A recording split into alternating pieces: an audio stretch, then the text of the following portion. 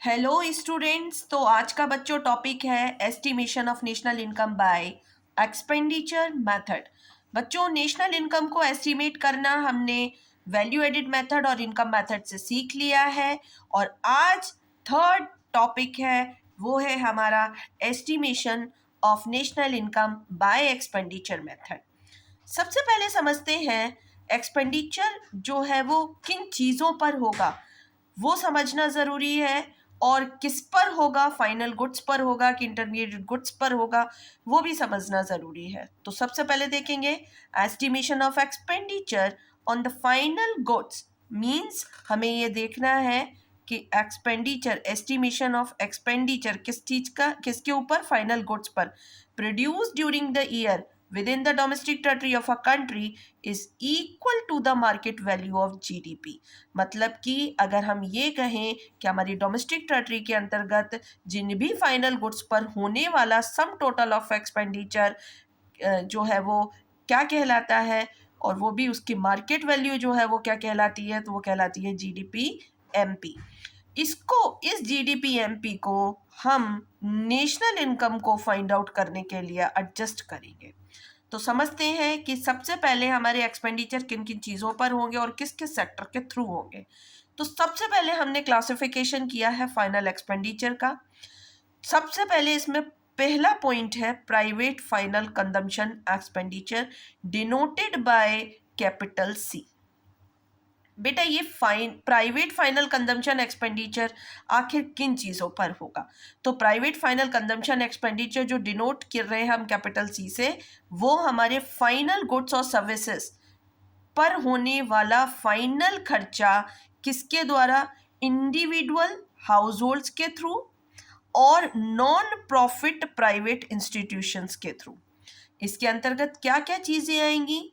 इसके अंतर्गत आएगा कंज्यूमर सर्विसेज पर होने वाले एक्सपेंडिचर, नॉन ड्यूरेबल गुड्स पर होने वाले एक्सपेंडिचर, ड्यूरेबल गुड्स पर होने वाले एक्सपेंडिचर। अब जैसे कि हम नॉन ड्यूरेबल गुड्स में बटर और मिल्क ले सकते हैं, ड्यूरेबल गुड्स में वॉशिंग मशीन ले सकते हैं, या कोई भी ऐसा गुड्स ले सकते हैं जिस पर वो ड्यूरेबल हो और उस पर हमने खर्चा किया हो। इसके बाद सेकेंड पॉइंट हमको बोलता है कि government final consumption expenditure denoted by capital G, it refers to expenditure on purchase of goods for consumption by the defence personnel. मतलब कि यहाँ पर हम लोग एक एग्जाम्पल ले सकते हैं। एग्जाम्पल के रूप में दिया हुआ है कि हमने डिफेंस पर्सनल के लिए, कंजम्पशन के लिए जिन भी गुड्स को परचेज करने पर खर्चा किया है, वो हमारा गवर्नमेंट फाइनल कंजम्पशन एक्सपेंडिचर कहलाता है।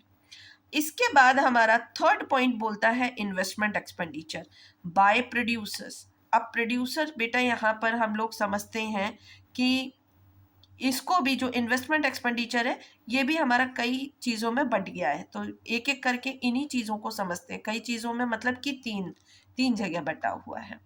तो ये जो इन्वेस्टमेंट एक्सपेंडिचर है वो बिजनेस फिक्स्ड इन्वेस्टमेंट किया जाता है बिजनेसमैन के थ्रू, और वो होता है प्लांट और मशीनरी पर। फिक्स्ड इन्वेस्टमेंट होता है ना, क्योंकि प्लांट और मशीनरी क्या होते हैं, हमारे फिक्स एसेट्स होते हैं। इसके बाद हाउस होल्ड के थ्रू जो है फिक्स्ड इन्वेस्टमेंट एक्सपेंडिचर कैसे होता है, उसने अपना घर बनवा लिया, हाउस का कंस्ट्रक्शन कर लिया। ऐसी गवर्नमेंट के द्वारा फिक्स्ड इन्वेस्टमेंट किन चीज़ों पर होता है? गवर्नमेंट ने रोड बनवा दिया, डैम बनवा दिया, ब्रिजेस बनवा दिया। इस तरीके से गवर्नमेंट के थ्रू भी फिक्स्ड इन्वेस्टमेंट। तो यहाँ पे फिक्स्ड इन्वेस्टमेंट जो है वो इन सब के द्वारा होता है। एक बिजनेसमैन के थ्रू भी होगा, एक हाउस होल्ड के थ्रू भी होगा, और गवर्नमेंट के थ्रू भी होगा। इसके बाद हम लोग समझेंगे इसमें इन्वेस्टमेंट एक्सपेंडिचर को दो हिस्सों में बांटा हुआ था। तो हमारा इन्वेस्टमेंट एक्सपेंडिचर जो है वो दो हिस्सों में बटा। हमने फिक्स्ड इन्वेस्टमेंट तो समझ ही लिया, अब इन्वेंट्री इन्वेस्टमेंट समझते हैं। इन्वेंट्री इन्वेस्टमेंट जो है वो हमारा क्या होगा? Change in stock. Change in stock मतलब आप लोग पिछले टॉपिक पे समझ चुके हैं कि क्लोजिंग माइनस ओपनिंग स्टॉक, ठीक है।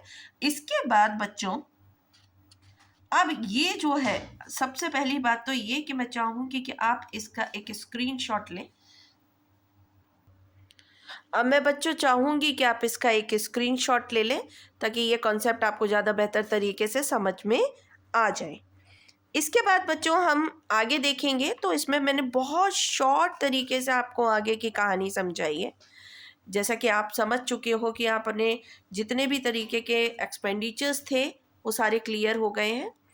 अब इसके बाद बेटा हम समझेंगे कि जीडीपीएमपी तक कैसे पहुंचा जाएगा।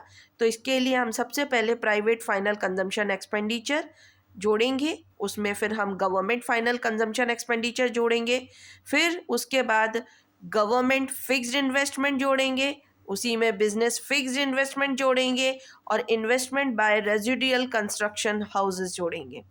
इसके बाद हम इसमें ऐड करेंगे इन्वेंट्री इन्वेस्टमेंट जो कि है हमारा चेंज इन स्टॉक, और उसके बाद हम ऐड करेंगे net export, export minus import. बेटा ये सब कुछ कैलकुलेशन करने के बाद हमारे पास आ जाएगा जीडीपी एमपी। जब हमें जीडीपी एमपी मिल जाएगा तो जीडीपी एमपी से हम एनडीपी एमपी पर पहुंचेंगे। तो जी से एन पे जाने के लिए मैंने आपको बहुत शॉर्ट ट्रिक बताया है, डेप्रिसिएशन माइनस कर दीजिए। डोमेस्टिक से नेशनल पर जाने के लिए एनएफआईए जोड़ दीजिए। मार्केट प्राइस से फैक्टर कॉस्ट पर जाने के लिए नेट इनडायरेक्ट टैक्सेस माइनस कर दीजिए। ये हमारा पूरा प्रोसीजर हो गया। इस तरीके से हम नेशनल इनकम पर पहुंच जाएंगे। आई होप कि आपको ये कॉन्सेप्ट क्लियर हुआ होगा। आप प्लीज़ एंड प्लीज़ मेहनत करिए, अपना फोकस करिए स्टडीज़ पर और बोर्ड एग्जाम्स में बेहतर रिजल्ट प्राप्त कीजिए। Thanks for watching me and supporting me.